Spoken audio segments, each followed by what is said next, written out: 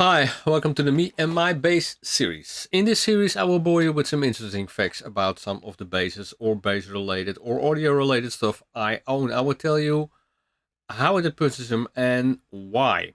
Further, I will tell you my opinion about their playability and sound. This time's up, the Boss HM-2 and a little story about Godflesh.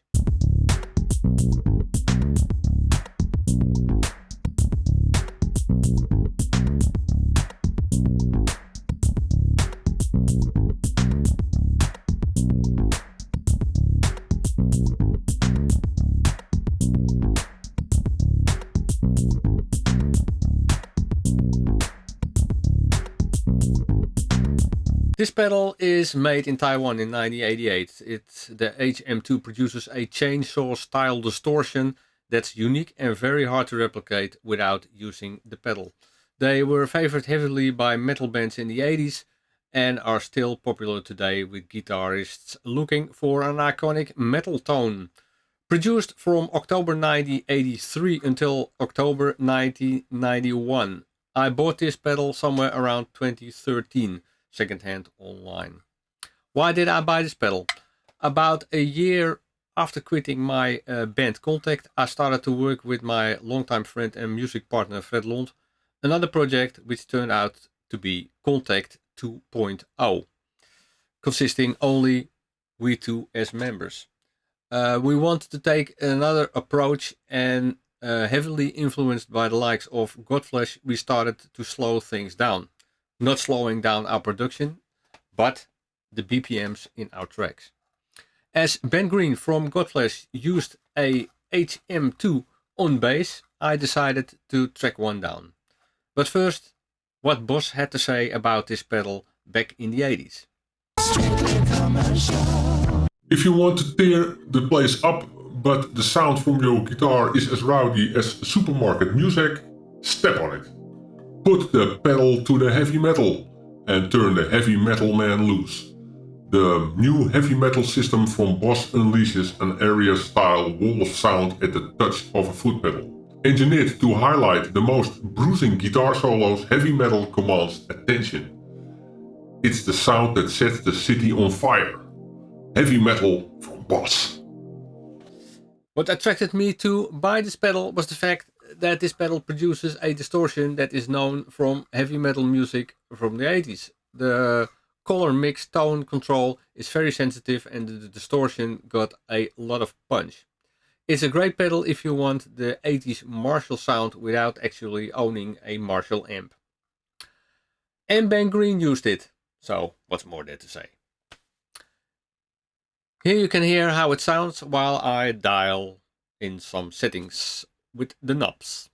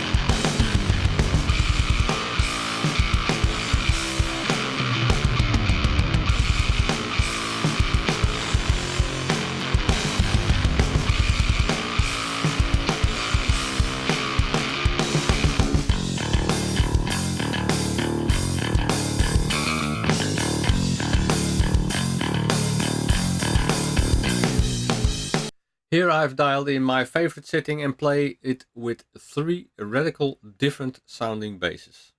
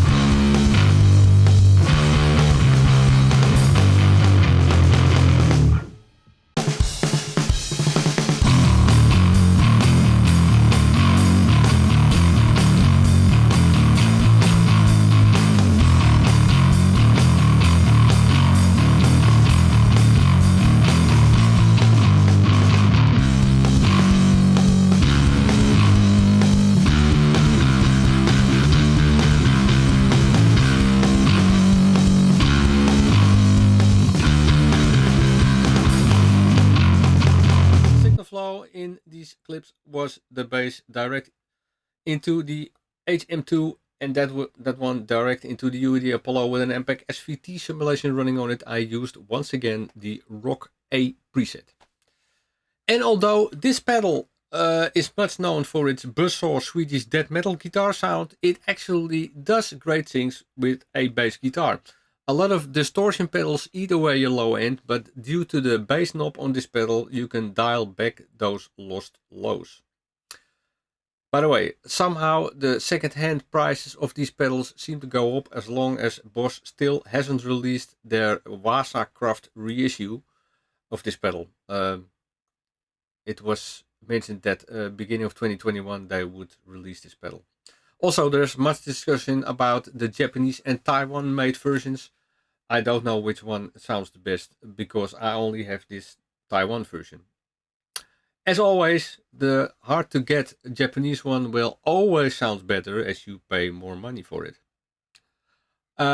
Okay, before I go, I want to tell you a little story about Godflesh as their name came up a couple of times during this video. About 26 years ago, I had the honor and pleasure to open for Godflesh with the band I was in at the time, and that was Real, an industrial dance metal band. The venue was the Arena in Amsterdam, of course not the Arena as we know now, that's a big stadium. The Arena back then was a small venue attached to the Youth Hotel Arena. This venue had had 2 little dressing rooms on both sides of the stage. And unfortunately, Godflesh locked themselves away there and we didn't see anything of them before or after the gig. We did a sound check around 6 that evening and everything went fine. We were a 3-piece band. By the way, a singer, a guitar player and me on keyboards. The majority of the sounds came out of my sequencer of my Jam S2 keyboard.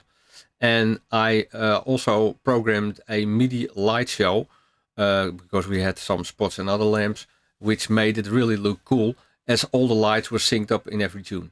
The sound was good, our sound guy was happy, everything was okay. That turned around when we started the show around 9 in the evening. Our sound guy couldn't get the sound right. The more he pushed up the faders, the lower the volume was getting. It didn't sound at all the same as in the sound check. The result was it sounded okay-ish, but didn't make an impression on the audience.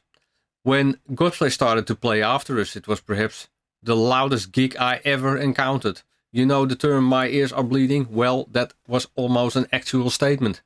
A few days later, we talked to the main sound guy of the Arena and he confessed that Godflesh forced him to put a brick wall limiter just before the power amps on stage. I guess we sounded a little too good for them and they sure wanted to be louder than we did. I thought it was strange. They were an established band with a couple of CDs out. What did they have to lose? If they had talked to us, they would have found out that we were huge fans of theirs. Oh well, that's how things go in the music industry. That's it for this episode. If you like this kind of content, please like and subscribe. Thanks for watching, and I'll see you next time. Bye bye.